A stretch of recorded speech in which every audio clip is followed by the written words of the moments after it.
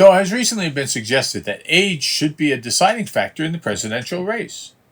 Nikki Haley has brought it up. Actually, Jimmy Kimmel, Jon Stewart, a lot of late-night comedians have brought it up.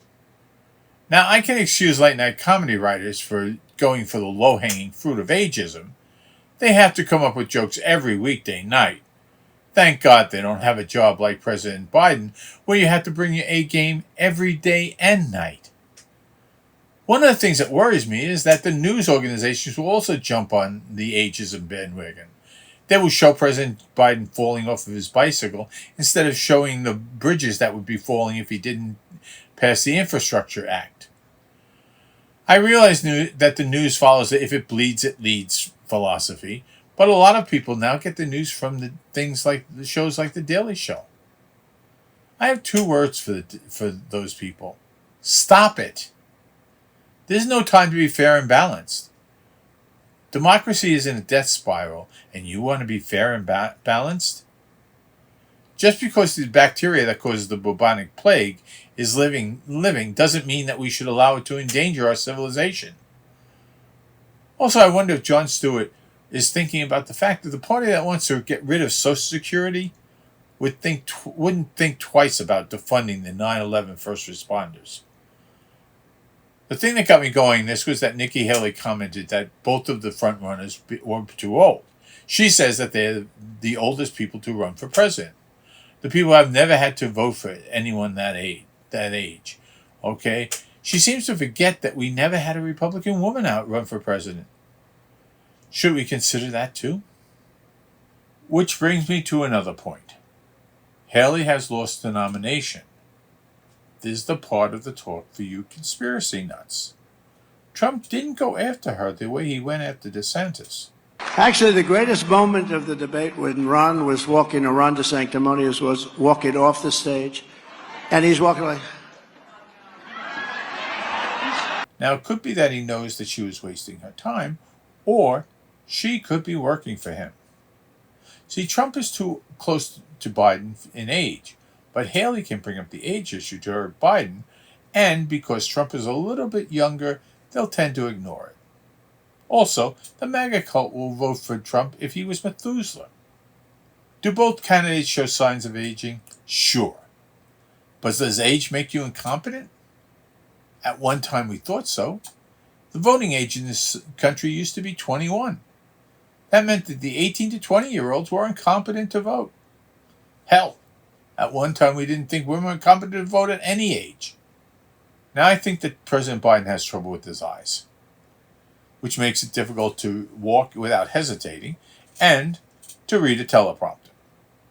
Age, this is not the first time that age has become an issue. When Ronald Reagan ran for re-election, it was mentioned that he might be too old.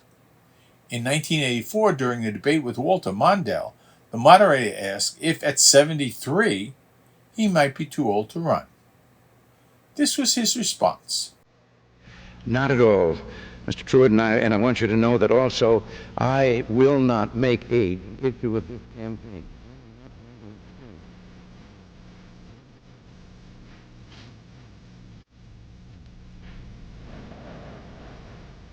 Does aging always lead to mental incompetence? Not if you consider Gilbert Strang. If you don't know who he is, don't worry, neither did I. President Trump claimed that his uncle was the MIT teacher that had the longest career and implied that made him smart. And it must be because of MIT, my relationship to MIT. Very smart. He goes... I don't know. Does getting the facts wrong make you smart? I don't want to hear that. I don't want to hear it. It turns out that Gilbert Strang had the longest career at MIT. He was still teaching at the age of 86. This sort of belies the idea that age makes you automatically incompetent. There are many examples of people being productive into their later years.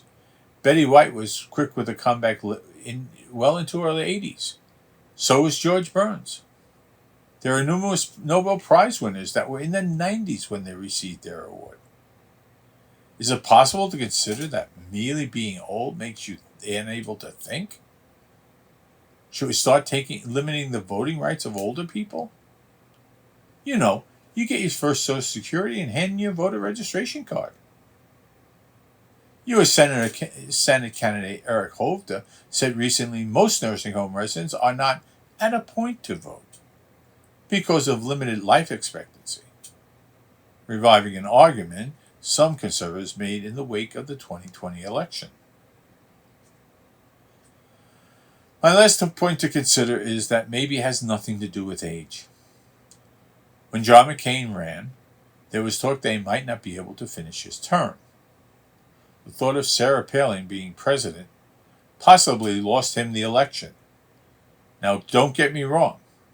If Kamala Harris had won the election, I would have voted for her.